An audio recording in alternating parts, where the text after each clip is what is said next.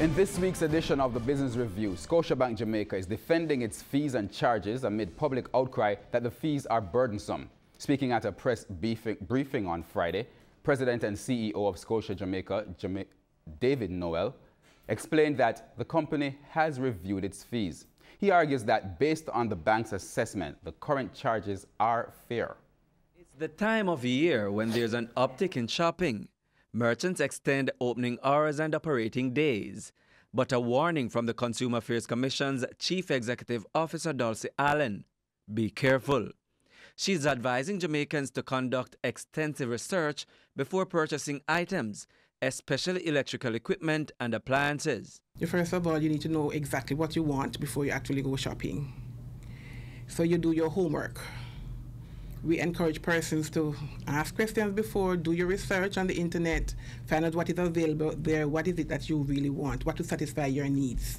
So you're going to be reading your labels, yes. You're going to be ensuring if at all possible, you can test the item before you leave the store. There are some items we know, like a washing machine, you may not be able to test it in the store. But certainly those items that you can test, ensure that you test them before you actually leave the store. According to data from the CAC, there's been a 9% increase in complaints about electrical equipment and appliances.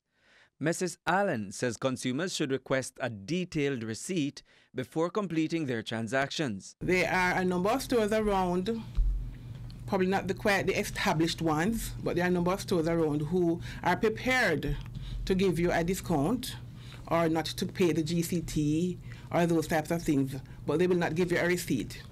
And then what happens to you in the event something goes wrong with that item, you find it very difficult to prove that you actually did the purchase because you have no receipt. So ensure that you get your receipt. And when we say receipt, we mean proper receipts, not just a listing tape.